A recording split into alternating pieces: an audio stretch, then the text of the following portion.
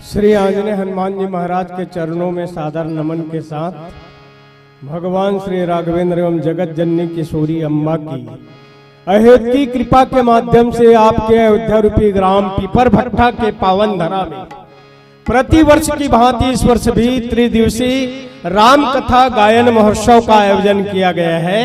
इस पुनीत आमंत्रण के लिए शक्ति संगम मानस मंडली भिमौरी, तहसील भिमौरी, जिला बेमेतरा की ओर से आयोजक समिति एवं इस मानस यज्ञ में जिनकी भी स्नेह सहयोग सहभागिता हो, समस्त नगरवासी पीपर भट्टा का हृदय से आभार प्रकट करते हैं। आप सभी लोग साधुवाद धन्यवाद के पात्र है, जो कि 3 दिनों तक राम कथा रसपान करने का सुअवसर सौभाग्य प्राप्त हुआ है। भक्ति की दुर्लभता को सुलभ बनाने की जो विधा है वही राम कथा है। श्रीमद् रामचरितमानस विश्व के इतिहास में एक ऐसा ग्रंथ है जो समाज के लिए, व्यक्ति के लिए और परिवार के लिए समान रूप से कल्याणकारी के साथ साथ अत्यंत हितकारी भी है। आप सबों का हार्दिक अभिनंदन, हार्दिक स्वागत राम कथा में, और नूतन वर्ष की हार्दिक बधाई। 2023 आप सबों के जीवन में मंगलमय हो, सुखमय हो, शांतिमय हो, राममय हो, ज्ञानमय हो, भक्तिमय हो। इन्हीं कामनाओं के साथ, जैसा कि देवलाल सिन्हा जी ने प्रसंग के माध्यम से ये कह दिया कि अयोध्या कांड का पावन प्रसंग, मुखिया मुनिसो चाहिए खान पान कहो एक, और पालई पोसई सकल अंग तुलसी सहित विवेक। ये प्रसंग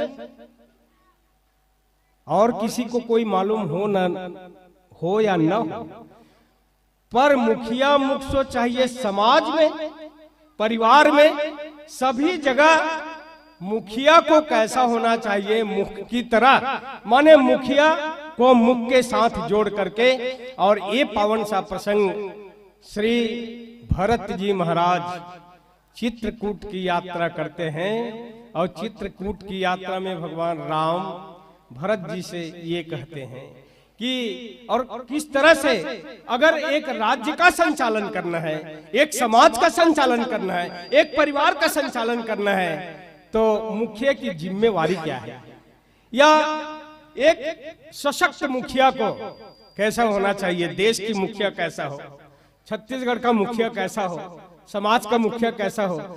अब हमारा दायित्व है कि हमारे आपके जीवन में हम पहले परिवार से लेंगे कि परिवार में यदि आपकी मुखिया सही है तो उस मुखिया को क्या क्या सावधानी बरतना चाहिए। ये प्रस्तुत प्रसंग के माध्यम से केवल रामायण मनोरंजन का साधन नहीं है, केवल इसमें भाव भरा हुआ है। विद्वान निर्णायक गण बैठे हुए हैं, उनको अच्छी तरह मालूम है कि वस्तुतः भाव राज्य में बैठ करके जहाँ कथा सुनी जाती है उस पर चिंतन मनन करे और सूत्र पाने की चेष्टा करे। आइए एक छोटा सा भजन के साथ।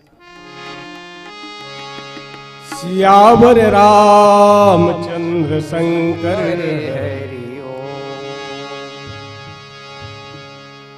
जाऊं कहाँ तजी चरण तिहार, जाऊं कहाँ तजी चरण तिहार, जाऊं कहाँ तजी चरण तिहार, जाऊं कहाँ तजी चरण तिहार। काको नाम पतित पावन जग, काको नाम पतित पावन जग, यही अति दीन प्यारे, जाऊं कहाँ तजी चरण तिहार, जाऊं कहाँ तजी चरण तिहार।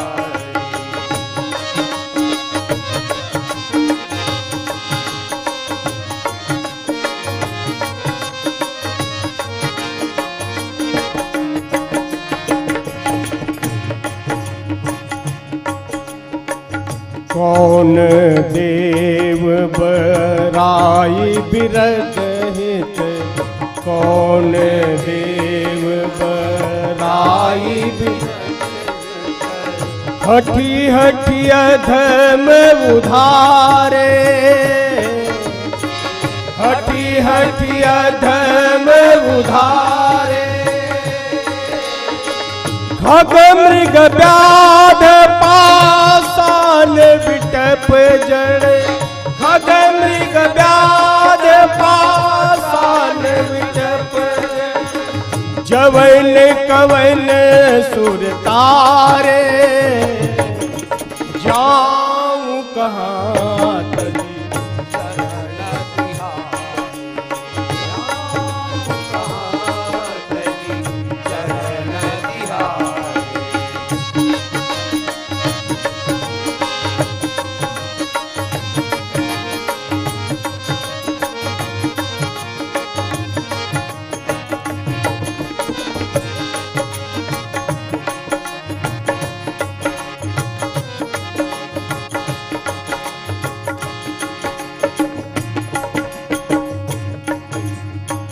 देव तनुज नरे नाग मुनि सब, देव तनुज नरे नाग मुनि सब। माया विबस विचारे, माया विबस विचारे। तिनके हाथ दास तुलसी प्रभु, तिनके हाथ दास तुलसी प्रभु। कहाँ अपन पवहारे, जाऊं कहाँ तजी चरण तिहार, जाऊं कहाँ तजी चरण तिहार। काको नाम पतित पावन जग, काको नाम पतित पावन जग। यही अति दीन प्यारे, जाऊं कहाँ तजी चरण तिहारे, जाऊं कहाँ तजी चरण तिहारे। चरण तिहारे, चरण तिहारे, चरण तिहारे। ओम मंगलमूर्ते नमः, गणाधिपतये नमः। वर्णानाम अर्थसंघानां रसानां छन्दसामयपि मंगलानां च कर्तारौ वंदे वाणी विनायको। श्री गुरु चरण सरोज रज निज मन मुकुर सुधार। वर्णौ रघुवर विमल यस जो दायक फल चार। तुलसी मधुसौरभ स्नेह श्वास श्वास में राम। शिवनायक नंदन तुम्हें बारंबार प्रणाम। सियावर रामचंद्र की जय, उमापति महादेव की जय। पवन सुत हनुमान की जय, सभा में तुलसीदास की जय। बोलो भाई सब संतन की जय, बोलो भाई सब भगतन की जय। जय श्री सीताराम। ओम नमः पार्वती पतिये हर हर महादेव। श्री राम कथा के अनन्य अनुरागी, पूज्य चरण कमल अनुरागी, मंच के बाई ओर बैठे हुए परम श्रद्धेय विप्रजन, गुरुजन, विद्वज्जन, उपस्थित संतजन, भक्तजन, श्रद्धा स्वरूपा वात्सल्यमयी, ज्ञानमयी, करुणामयी, ममतामयी मातृशक्ति वंदनी माताओं एवं बहनों, आप सबों के श्री चरणों में मुझ अकिंचन का साष्टांग प्रणाम। भगवान स्वयं अनंत है, साथ में उनके नाम रूप लीला गुण चरित्र सभी अनंत है। ऐसी अनंत कथा कहने में मुझ अकिंचन के द्वारा त्रुटियां संभावित है। त्रुटियों को क्षमा प्रदान कर प्रस्तुत प्रसंग के माध्यम से सूत्र पाने की चेष्टा करें। मुखिया मुख सो चाहिए, खान पान कहुए, पालई पोसई सकल अंग, तुलसी सहित विवेक।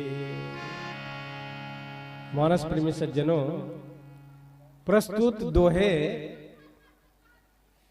का सीधा सा अर्थ है, श्री तुलसीदास जी कहते हैं, श्री राम जी ने कहा कि भैया भरत, मुखिया को मुख के समान होना चाहिए और जो खाने पीने को एक अकेला है परंतु विवेक पूर्वक सब अंगों का पालन पोषण करता है। ये भगवान राम ने भरत जी के सामने चित्रकूट में करते हैं। ये सरल सार है। तो आज से 20 साल 25 साल पहले केवल जो लिखा था, लेकिन अब तो मानस की व्याख्या को भैया एक एक विद्वान, एक एक व्याख्याकार, हमारे विद्वान निर्णायक गण तो और भी बहुत अच्छे रखते हैं। केवल लिखा उसमें नहीं जाएंगे, क्योंकि रामायण जो है दर्शन है, मानस दर्पण है, मानस दर्शन है। और जब तक मानस का दर्शन न हो, मानस अर्पण कैसे करे? तो गोस्वामी जी महाराज कहते हैं कि चित्रकूट की यात्रा में भगवान राम और भरत जी का मिलन होता है। ये चित्रकूट एक ऐसा भूमि है जिसमें गोस्वामी जी महाराज कहते हैं कि राम कथा मंदाकिनी चित्रकूट चितचारु और तुलसी सबक सुने वन सी रघुवीर बिहारू। ये चित्रकूट चित्त की भूमि है, मिथिला मन की भूमि है, अयोध्या धर्म की भूमि है, लंका अधर्म की भूमि है। तो चित्त की भूमि में जीव और ईश्वर का मिलन होता है।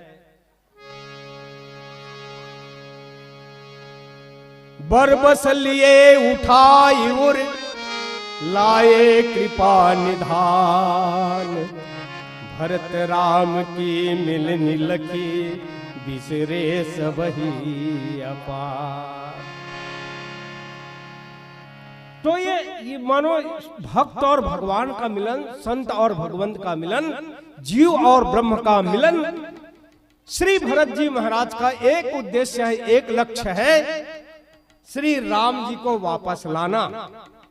और इसीलिए तो चित्रकूट की यात्रा करते हैं। और चित्रकूट की यात्रा मतलब परिवर्तन की यात्रा। किसी ने पूछा कि राम राज्य की स्थापना हुई तो राम जी आपके माध्यम से हुआ क्या? राम जी ने कहा कि मेरे द्वारा राम राज्य का निर्माण नहीं हुआ, भरत जी के द्वारा राम राज्य का निर्माण हुआ। बोले कि भरत जी है कौन? बोले कि प्रेमी है। विश्व भरण पोषण कर जोई, ताकर नाम भरत असोई, और बंदो प्रथम भरत के चरणा, जासु नेम व्रत जाई न बरना, राम चरण पंकज मन जासु, लुबुद मधु पीव तजई न पासु। श्री भरत जी महाराज भक्ति की भावनाओं से भरा हुआ है। जो भक्ति की रत में है वही तो भरत जी है। जिसके जीवन में पूरी तरह भक्ति है, त्याग तो है पर त्याग के प्रति अभिमान नहीं है, समर्पण तो है पर समर्पण में भी अभिमान नहीं है। तो देवियों सज्जनों, समर्पण में भी अभिमान न होना, त्याग करता है व्यक्ति, बहुत छोड़ दिया, ये अलग बात है कि बहुत छोड़ना, पर छोड़ने के बाद भी अभिमान पाल लेना ये तो अच्छी बात नहीं है। समर्पण कर देने के बाद जगह जगह चिल्लाते रहे कि मैं इतना समर्पण किया। आपने कन्यादान का समर्पण करते हैं तो क्या कभी कहते हैं दामाद के प्रति ये पाल के रखते ना? और इसी तरह से श्री भरत जी महाराज और श्री राम यो कह सकते हैं कि अगर राम का चरित्र आकाश की तरह है तो भरत जी का चरित्र समुद्र की तरह है। प्रेम अमी मंदर बिरा भरत पयोधि गंभीर, मध्य प्रगटे सुर साधु कृपा सिंधु रघुवीर। श्री राम जी ने कहा कि भैया भरत अब वापस जा रहे हैं।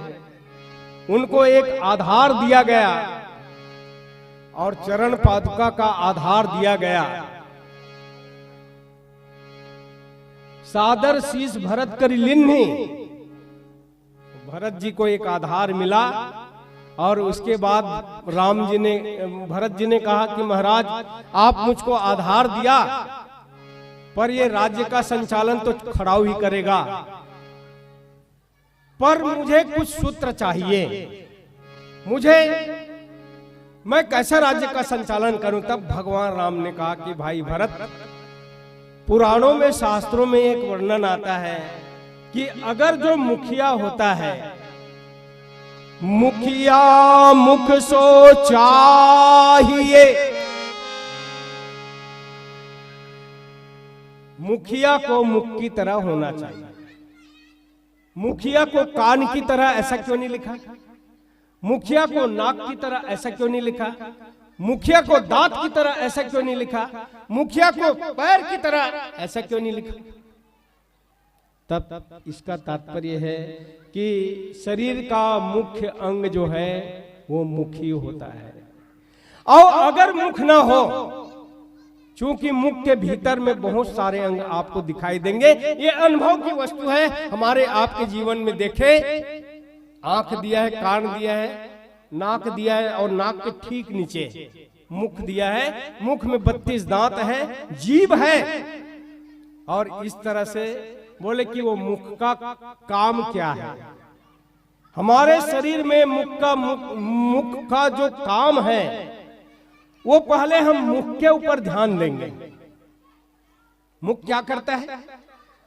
अब हमको भूख लगी तो हाथ से उठाए भोजन को, और हाथ से उठाने के बाद न तो हम नाक की ओर ले जाते हैं, न तो आंख की ओर ले जाते हैं, और न कान की ओर ले जाते हैं। देखिए, शरीर में 10 इंद्री का नाम आया है, 5 कर्म इंद्री और 5 ज्ञान इंद्री। 5 कर्म इंद्री और 5 ज्ञान इंद्री में बोले कि ये जिह्वा भीतर है और दांत चबाने का काम करता है, और मुख के द्वारा ग्रहण करते हैं। तो मुख के द्वारा जब ग्रहण करते हैं तो क्या भोजन को ऐसा रखने के बाद शरीर का पोषण हो जाता है? पालई पोषय सकल अंग। वो स्वामी जी ने कहा कि मुख में जैसा भोजन जाता है तो दांत चबाता है, जीभ रस लेता है, और जीभ अंदर ले जाती है। जीभ का 2 काम है। जीभ वाणी का भी प्रयुक्त करता है, वाणी आगे बढ़ाता है, जीभ के द्वारा वाणी का प्रयोग। और जीभ का दूसरा एक अच्छा काम है, भोजन को अंदर लेकर के पालय पोषय सकल अंग तुलसी सहित विवेक। बोले कि सारे भोजन को, चाय, भोजन, नाश्ता, सारे चीज आप अनुभव की वस्तु है, वो मुख का काम है कि वो अपने पास नहीं रखता। देखिए, मुखिया का मुख से संबंध क्यों किया गया? संत शिरोमणि तुलसीदास जी को जब पूछा गया कि महाराज एक अच्छे सशक्त मुखिया को कैसा होना चाहिए, तो ये दोहे का आधार लेकर के, आप अगर परिवार के मुखिया है तो इस दोहे को आधार मान करके, आप अगर समाज के मुखिया है तो इस दोहे का आधार लो, आप अगर छत्तीसगढ़ के मुखिया हो तो इसको, आप अगर समिति के अध्यक्ष हो, मुखिया हो, तो इस दोहे का आधार लिए बिना हम मुखिया नहीं बन पाएंगे। मुखिया तभी बनेंगे जब इस दोहे को पढ़ेंगे, और पढ़ करके जो भगवान राम, चूंकि भगवान राम का ये सूत्र है कहा जाए, और ऐसा सूत्र प्यारे सज्जन सभी को प्रदान नहीं करते भगवान राम, अलग अलग भक्तों को। माने भैया भरत को क्या भरत जी नहीं जानते? भरत जी तो एक ऐसे संत है, एक ऐसे भक्त है, और चूंकि भरत जी का जीवन राम है, चूंकि भगवान राम केवल प्रेम करते भक्तों के प्रति, राम ही केवल प्रेम प्यार। तो भरत जी महाराज का जीवन पूरी तरह समर्पण है राम में। और तब वर्णन आता है, सहसा लखी न सकहि नर नारी, भरत राम की अनुहारी। भरत राम है कि राम भरत है, दोनों सावले हैं। कई लोग कहते कि भरत है कि राम है। जब अयोध्या से चल करके बारात जाने लगी भरत और शत्रुघ्न का बारात जाने लगी, राम लक्ष्मण वही है। तो लोगों ने देखा कि ये राम जी है, अरे एक राम तो उधर बैठा है, एक राम और है। तो भरत राम की अनुहारी। तो जैसा कि भरत जी और राम जी, चूंकि भरत राम की अनुहारी और भरत राम है और राम भरत है, प्रेम ही भरत है और भरत ही प्रेम है। मानो भरत और राम में अंतर कर पाना बहुत कठिन है, बहुत कठिन है, बहुत कठिन है। और इसीलिए राम जी कहते हैं कि देखो भैया, भरत एक अच्छे शासक को राज्य का संचालन करने के लिए अब क्या सूत्र चाहिए? तो राम जी ने कहा कि ये सूत्र चाहिए। और वो मुख क्या करता है? अच्छा, एक बात बताएंगे, जैसा विनोद साहू है या रामजीवन साहू है या कन्हैया यादव है, इसके सर को ऐसा ढक देंगे, ऐसा, और ढकने के बाद बोलो कि ये कन्हैया है कि विनोद है, तो बता पाना कठिन है। एक एक व्यक्ति का पहचान है, उसका मुख ही पहचान है, और मुख कट जाए, सिर कट जाए तो उसका कोई पहचान नहीं है। तो मुख की वो महती भूमिका है, जो मुख अपने पास भोजन नहीं रखता है और भोजन को अंदर ले जाकर के सारे अंग को प्रदान करता है। ठीक ठीक ठीक, मुखिया को भी मुख की तरह होना चाहिए। मुखिया ये अपने स्वार्थ में स्वार्थ निपटा लिए, अरे हमारा तो पेट भर गया, दूसरों का क्या देखना, दूसरे साथी कुछ भी करे, दूसरे राजा का ये कर्तव्य नहीं है। एक अच्छे राजा को मुखिया की तरह हो और वो मुखिया सबको प्रदान करे, भले वो खाली पेट हो जाए पर और अपने प्रजा लोगों को देखे, और अपने नाती पंथी को देखे, और अपने बेटा बहू को सबको देखे, और तब वो ग्रहण करे। ये मुख्य सम्मान के पात्र होता है, ऐसे मुख्य सम्मान का पात्र होता है, ऐसे समाज की मुख्य सम्मानी होता है, और ऐसे आदरणीय होता है। उनकी पूजा होती है, उनकी सब कुछ होती है। ऐसे मुखिया जो मुख की तरह हो, और खान पान को एक, खाने पीने के बाद पाले पोसी सकल अंग। अच्छा, एक बात जरूर है, मुख में जैसे ग्रहण किया तो मुख के बाद दांत की बारी आती है, तो दांत क्या करता है? बोले चबाता है। कई लोग को कहते हैं कि अरे चबा चबा खाओ, क्यों? बोले कि उससे पाचन शक्ति अच्छा होता है। पाचन शक्ति होने, चूंकि अच्छा चबा के खाने से पाचन होता है, और चबाने के बाद वो जिह्वा आसानी से रस को चूसती है, और रस को चूसने के बाद वो पेट में चला जाता है। अब उसके बाद इसी तरह से एक अच्छे मुखिया पाले पोसे सकल अंग, तुलसी सहित विवेक। तुलसीदास जी कहते हैं कि मैं तो ये कहता हूं कि ऐसा नहीं है कि कस के खा लिया, बधर्मी हो गया, अपचक हो गया, तो वो भी काम का नहीं है। तुलसीदास जी कहते हैं कि वो मुख ऐसा है कि भोजन खाते जाए, भोजन खाते जाए ना, बोले कि वो मुखिया, वो मुख ऐसा है जो विवेक पूर्वक, बुद्धिमत्ता पूर्वक, माने एकदम से ज्यादा नहीं, जितना आपके खाने का कोटा है उससे ज्यादा खाओगे तो हजम नहीं होगा, बदहजमी होगा। कम खा लिए तो और भूख लगेगी। तो विवेक का प्रयोग कहां पर करना चाहिए?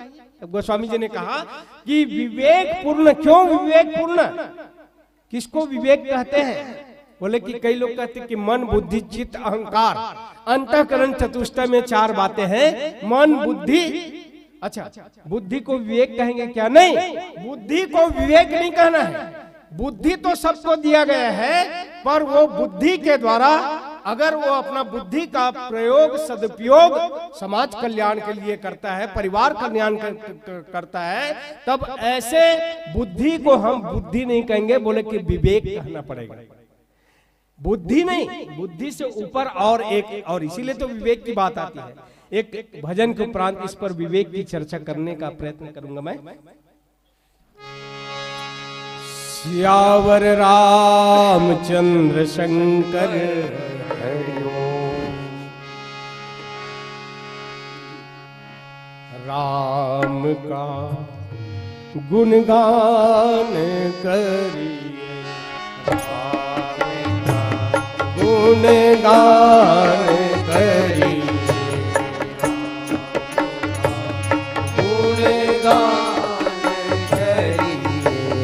राम प्रभु की भद्रता का, सभ्यता का ध्यान धरिए, ध्यान धरिए, राम का गुणगान करिए, राम का।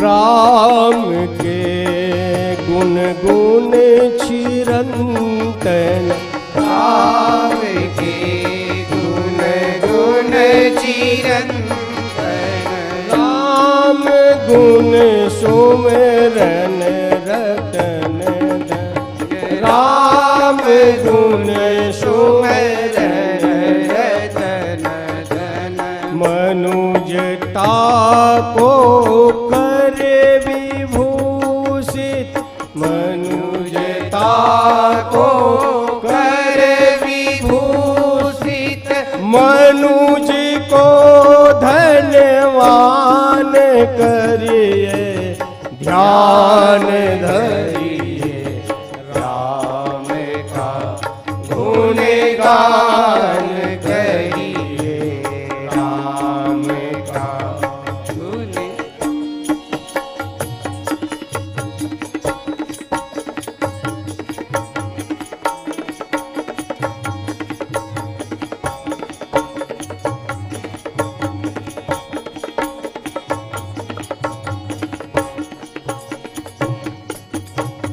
सगुण ब्रह्म स्वरूप सुंदर, सगुण ब्रह्म स्वरूप सुंदर, सुजन रंजन भूप सुख कर, सुजन रंजन भूप सुख कर, राम आत्मा, राम आत्मा, राम आत्मा, राम आत्मा, राम का सम्मान करिए, ध्यान धरिए, राम का गुणगान करिए, राम का।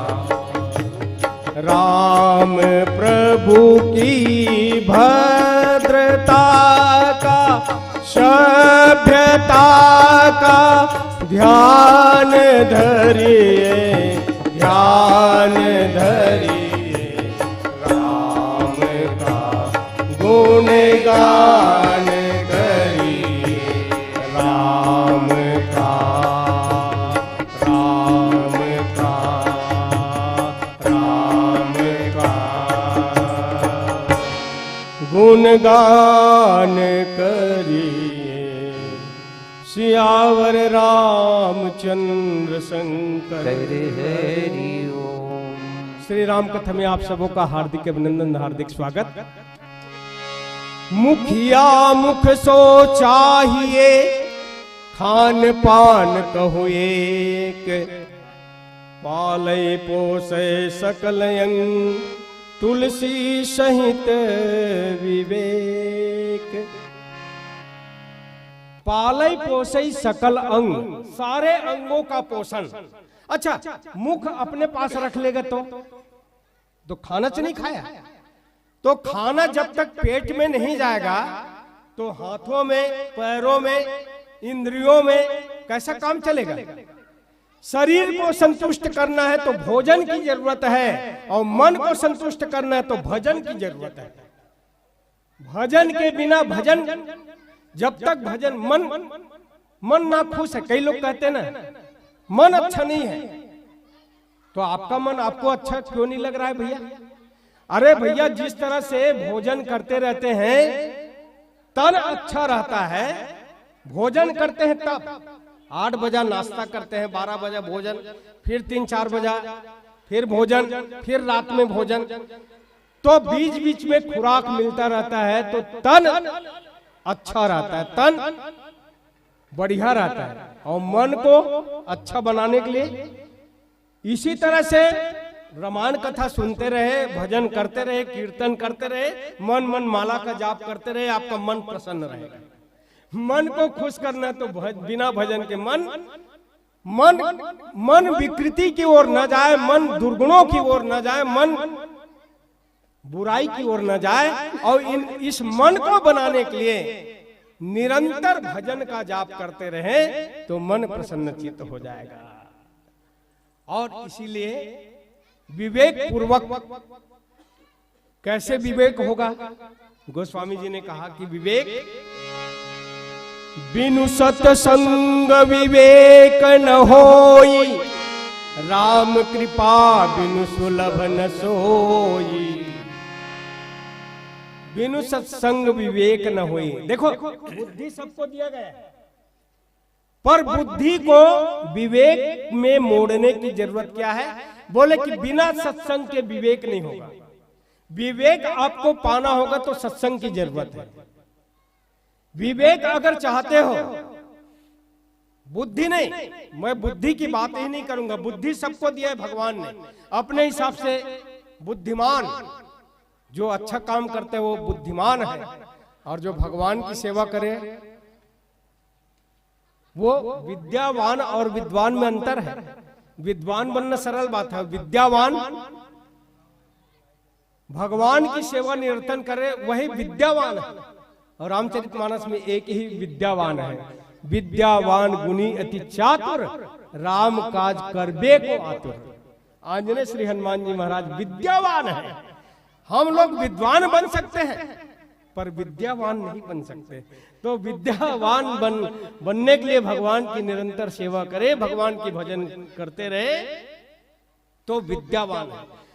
तो मैं निवेदन करूं कि विवेक पाने के लिए निरंतर सत्संग करे। बिनु सत्संग विवेक न होई। और विवेक मिलेगा कैसे? मान ले जाए हम सत्संग कर लिए, आप लोग सत्संग कर रहे हैं, दिन भर 3 दिन से सुन रहे हैं, तो क्या विवेक आपको मिल गया?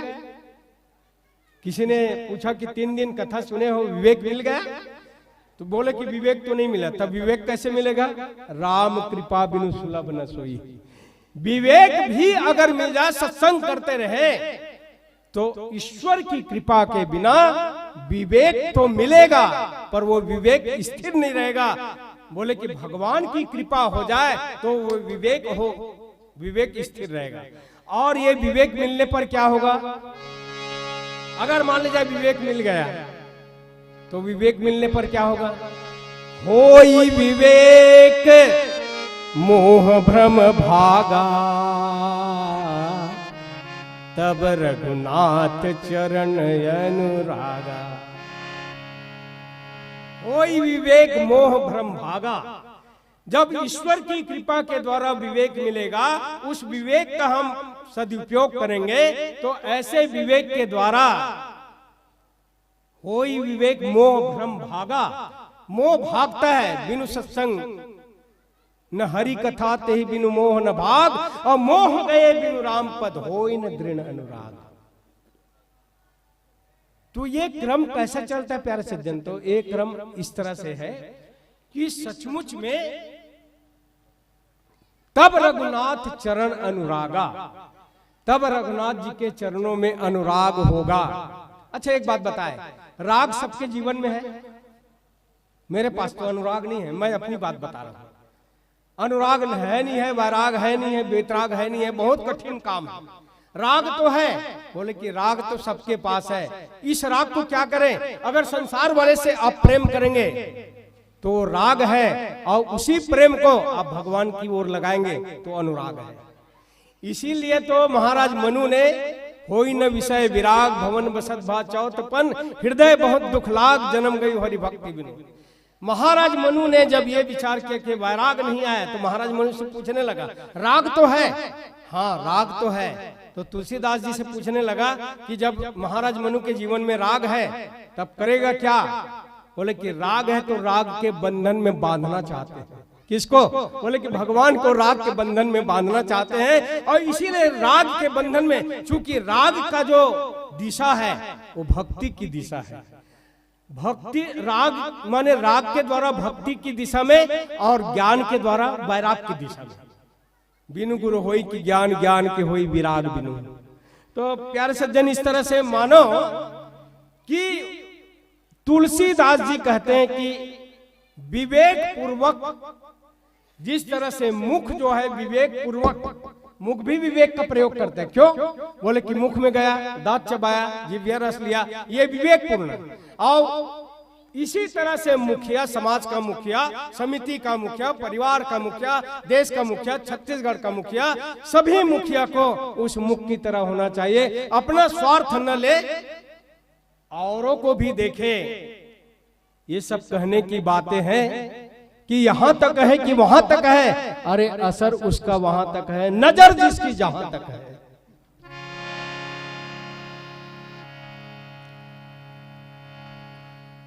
श्री राम जी, भरत जी और श्री राम जी, वस्तुतः राम जी जंगल क्यों जाते हैं ये भी वर्णन आता है। तो राम जी से पूछा गया कि आप जंगल क्यों जाते हैं? तो राम जी ने कहा कि भरत की महिमा को कोई जानता नहीं है। सचमुच में भरत की महिमा को अगर कोई जनाया होगा, भरत की महिमा को, भरत को कोई जानते नहीं थे। भरत को कई लोग, अयोध्या के नागरिक, ये मुझको लगता है कि ये षड्यंत्र है। कई माता से मिल करके जानबूझ करके ननिहाल चले गए और उसी बीच में इसकी माता कई वरदान मांग लिया। देख, गुरु वशिष्ठ जी नहीं समझ पाए। तो भरत की महिमा को जानने के लिए, भरत महामहिमा सुनुरानी, भरत की महिमा को कोई नहीं जान पाता है। यहां तक बोले कि राम जी भी नहीं जान पाते हैं। भरत महामहिमा सुनुरानी राम न सकहि, राम जानते हैं पर कहीं न बखानी। राम भी बखान नहीं कर सकते कि भरत की महिमा कितना है, भरत की गरिमा कितना है। चूंकि भरत समुद्र की तरह है और समुद्र में कितने रत्न निकलेंगे। उस समुद्र का मंथन हुआ तो 14 रत्न निकले।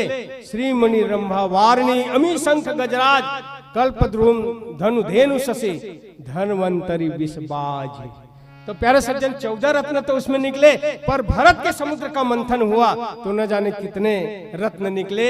और इसीलिए राम जी कहते हैं कि भैया भरत एक सशक्त राजा को, एक अच्छे राजा को, एक अच्छे प्रजा की देखभाल के लिए मुखिया को उसी तरह होना चाहिए। ये सूत्र यानी राम जी भरत के लिए नहीं कह रहे हैं, मैं दावा करता हूं। राम जी भरत के लिए माध्यम नहीं है, राम जी हमारे लिए माध्यम है। कि समाज का मुखिया भरत को माध्यम बनाया जरूर, पर सूत्र हमारे लिए है, आप सबके लिए है। तो मुखिया मुख सो चाहिए, खान पान को एक, पाले पोसे सकल अंग तुलसी सहित विवेक। तो भरत जी महाराज के साथ अयोध्या के सभी नागरिक आए हुए हैं, ऐसा वर्णन मिलता है, सब आप जानते हैं। और ऐसा अयोध्या कांड का पावन प्रसंग है कि सचमुच उस अयोध्या कांड के पावन प्रसंग में तुलसीदास जी इतने सावधान होकर के लिखे हैं। प्रत्येक 4 चौपाई के बाद आपको दोहा जरूर मिलेगा। हर 25वें में दोहा ना होकर के सोठा मिलेगा, हर 25वें में सोठा मिलेगा। ये अयोध्या कांड की विशेषता बताने जा रहा हूं। और अयोध्या कांड में हर 4 चौपाई के बाद दोहा निश्चित होगा। 5 चौपाई नहीं मिलेगा, 6 चौपाई नहीं मिलेगा, आप पलट करके देख लीजिए। और 100 में सोठा मिलेगा आपको। और इतने सावधान होकर के तुलसीदास जी ने अयोध्या कांड का निर्माण किया है, वो इतनी उपयोगिता है कि सचमुच राम जी और भरत जी का मिलन ये अयोध्या कांड चित्रकूट की भूमि में, और सचमुच इस चित्रकूट की भूमि में। और तब गोस्वामी जी महाराज कहते हैं कि श्री राम जी बोले, राज धर्म सर्वसयतनो ही जिमि मन माह मनोरथ गोई। राजधर्म का सर्वस्व सार भी इतना ही है। राजधर्म, एक राज्य का संचालन करने वाला एक राजा धर्म पूर्वक राज्य का संचालन करता है, और ऐसे ऐसे भी राजा है जो राजा बन जाता है पर धर्म का पालन नहीं करता है, अधर्म का पालन करने जाता है। अनेक ऐसे इतिहास में वर्णन है जो राजधर्म का पालन नहीं करता है।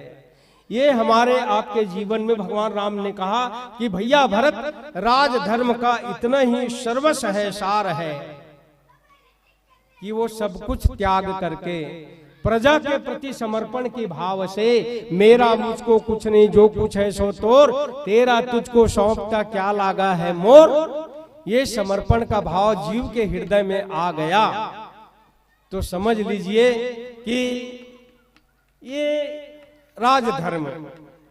अच्छा, हम लोग धर्म का पालन करते हैं। धर्म क्या है, अधर्म क्या है?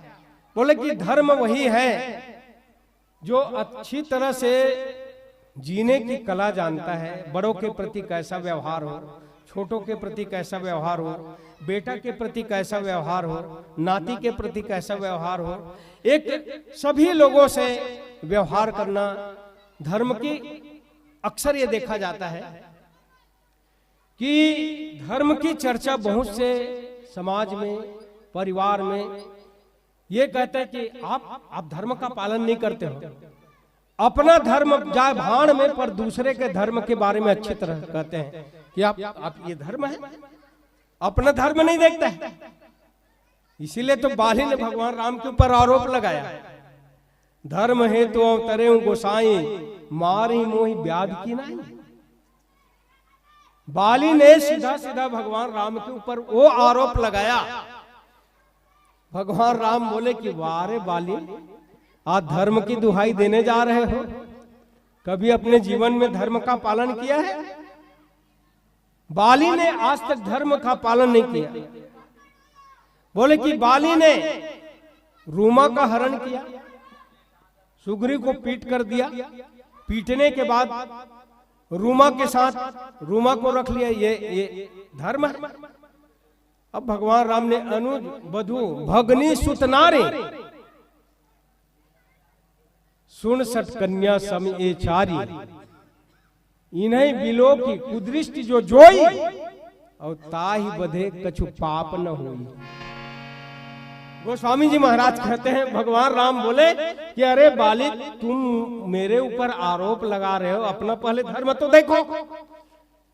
और तब भगवान राम ने बाली के बातों का, धर्म का खंडन करते हुए, क्योंकि इतना बड़ा आरोप लगाया कि धर्म है तो यदा यदा ही धर्मस्य ग्लानिर्भवति भारत अभ्युत्थानाय धर्मस्य तदात्मनाम सजाम्यहम् परित्राणाय साधूनाय विनाशाय च दुष्कृताम् धर्म संस्थापनाय नित्यं संभवामि युगे युगे। जब जब होई धर्म के हानि, बाढ़ई असुर अधम अभिमानी।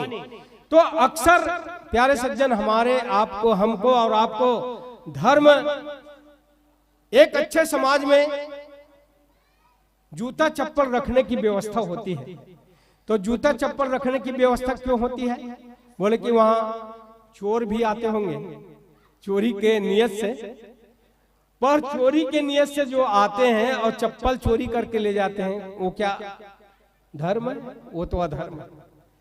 तो कहां पर धर्म है और कहां पर अधर्म है? देखिए, रामायण में अगर कैकेयी के पुत्र दुर्योधन होता तो रामायण को महाभारत बनने में देर नहीं लगती।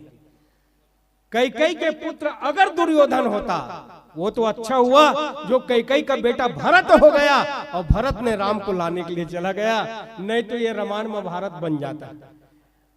और भारत से महाभारत, अरे दुर्योधन और कौरव पांडव के बीच में जो युद्ध छिड़ा वो एक ही बात में हुआ, अंधे का बेटा अंधा, बस और कुछ बात नहीं है। अंधे का बेटा अंधा, बस इतना हुआ और हो गया महाभारत। तो धर्म कहां पर है और अधर्म कहां पर है हमारे आपके जीवन में? जब धर्म का आश्रय लेना हो, अधर्म का आश्रय लेना हो, अधर्म को छोड़ करके धर्म का पालन करे, पर धर्म की दुहाई देते हुए बड़े बड़े लोग, कई ने तो यही कह दिया महाराज दशरथ से, आप धर्म का पालन कर रहे हैं, मैंने आपसे 2 वरदान क्या मांगे, आप कहते हैं कि ये धर्म है, ये अधर्म है। 2 मुट्ठी चने का चबेना मांग रही थी क्या मैं? मेरे पुत्र को राज तिलक होना था और मेरे सौत के बेटा को राम को जंगल जाना था। दशरथ जी ने कहा कि धर्म के 4 चरण होते हैं, सत्य, तप, दान और दया। तो सत्य तप अपने लिए हो तो धर्म के श्रेणी में है, दान और दया दूसरों के लिए है। पर दशरथ जी ने कहा कि कैकेयी तुम अच्छी नहीं कर रही हो, अधर्म कर रही हो। कैकेयी बोली कि कैसे अधर्म है? बोले कि इसलिए अधर्म है कि सत्य और तप अपने लिए होता, मंथरा और भरत के लिए तब ठीक था, और अगर राम के लिए, पराये के लिए धर्म का पालन करती तो सत्य, तप, दान और दया ये चारों अच्छी बात है धर्म के 4 चरणों में, पर अपने लिए सत्य और तप का चयन करे और दूसरों के लिए दान और दया का चयन करे तो धर्म सुरक्षित रहेगा। धर्मो धारती प्रजा, माने ये धर्म जो है प्रजा को धारण करती है। और इस तरह से राज धर्म सर्वस इतनोई जिमि महा मनोरथ गोई, जैसे मन के भीतर मनोरथ छिपा रहता है। मन में क्या है? मन के हारे हार है, मन के जीते जीत, मन एवं मनुष्य नाम कारण बंध मोक्षयो। अब गोस्वामी जी कहते हैं कि मन क्या है? अरे उधव मन न भयो 10-20, मन यहाँ पर बैठा है जलेबी में चला गया तुरंत, 1 सेकंड नहीं लगता है। मन की इतनी तीव्र गति है कि गरुड़ के वेग से भी तेज है। गरुड़ के तेज वेग से अगर किसी की गति है, मन की गति। मैं यहाँ पर बैठा हूं, मेरा मन दिल्ली में चला गया, मेरा मन कहीं चला गया, तो मन चंचल है, चलायमान है, मन बहुरूपिया है। मन से हम पराजित हो जाते हैं, मन से जीत जाते हैं। और इस तरह से मन जो है मनोरथ, मनोरथ यानी इच्छा। तो भगवान राम कहते हैं कि भैया भरत, राजधर्म के सार इतना ही है कि राज्य का संचालन करने के लिए एक अच्छे धर्म का पालन करना चाहिए। जैसा मुझे याद आता है, महाराज मनु ने इतना बढ़िया राज्य का संचालन किया और उसके बाद बरबस राम सुते नृप दिन्हा, नारी समेत गवन बन किन्हा। जबरदस्ती पुत्र को, राजा उत्तानपाद को, अपने पुत्र को, राजा उत्तानपाद ने, राजकुमार उत्तानपाद ने ये कहा कि पिताजी जितने अच्छे ढंग से आप राज्य का संचालन करते हैं मैं नहीं कर पाऊंगा। महाराज मनु ने कहा कि नहीं बेटा मुझको जाना है। तो ये राजधर्म का सारवस है। राजधर्म का सार है कि अपने पुत्र को जब चौथापन आ जाए, लंकापति रावण का चौथापन आ गया, कभी दाढ़ी बाल पका नहीं।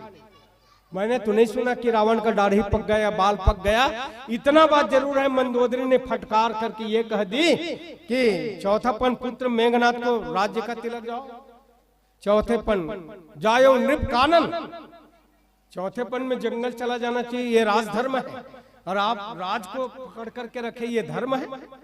तो राजधर्म का रावण की तरह, रावण सदैव अपने पुत्र को राजा बनाना नहीं चाहता। महाराज मनु की तरह हम देखें और सचमुच उस श्रेणी में राजधर्म का पालन होना चाहिए। भैया भरत को भगवान राम ने सारी व्याख्या बताई और इस तरह से आइएगा। शायद मंडली नहीं आई है, मेरा तो समय, क्योंकि मैं घड़ी देखता हूँ। आइएगा, एक भजन के माध्यम से आगे बढ़ेंगे।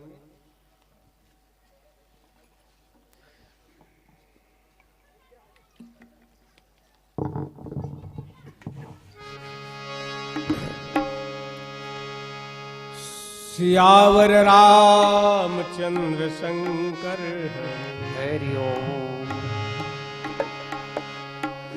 राम को रिझाऊं श्याम को रिझाऊं राम को रिझाऊं श्याम को रिझाऊं। अब मैं अपने राम को रिझाऊं अब मैं अपने राम को रिझाऊं अब मैं अपने राम को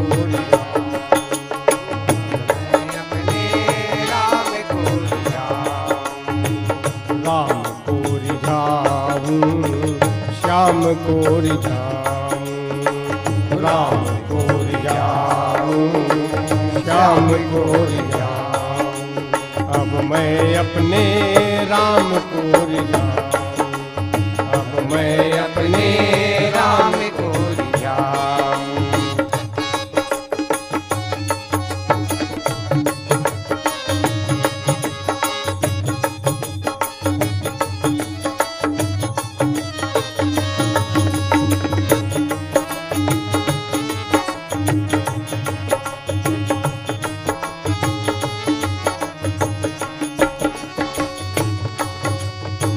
डाली न छेड़ू ना पत्ता न छेड़ू डाली न छेड़ू ना पत्ता न छेड़ू न कोई जीव सताऊं न कोई जीव सताऊं।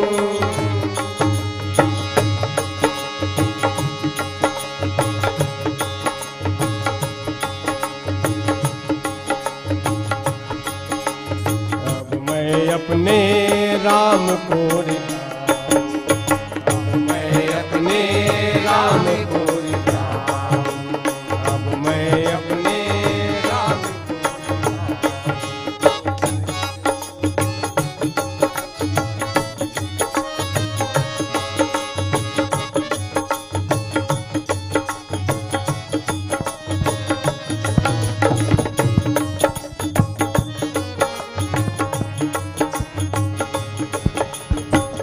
गंगा न जाऊं ना जमुना न जाऊं गंगा न जाऊं ना जमुना न जाऊं न कोई तीर्थ नहाऊं न कोई तीर्थ नहाऊं। 68 तीर्थ घट के भीतर 68 तीर्थ घट के भीतर तिन्हीं मैं मंदे मन नहाऊं अब मैं अपने राम को मनाऊं अब मैं अपने राम को रिझाऊं अब मैं अपने